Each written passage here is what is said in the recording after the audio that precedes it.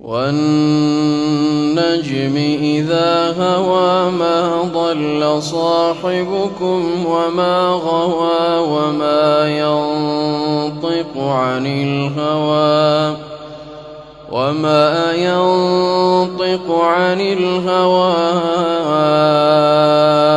إن هو إلا وحي يوحى علمه شديد القوى ذو مرة فاستوى وهو بالأفق الأعلى ثم دنا فتدلى فكان قاب قوسين أو أدنى فأوحى إلى عبده ما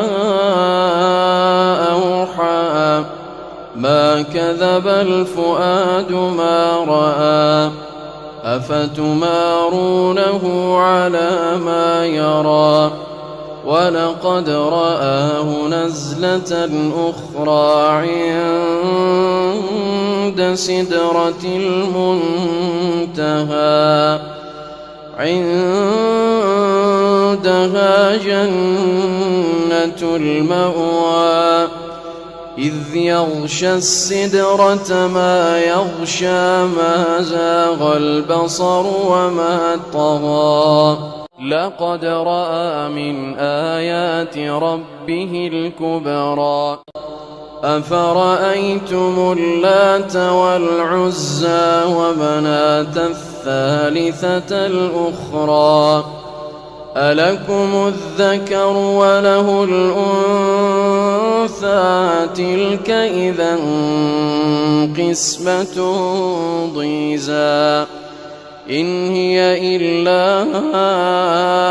أسماء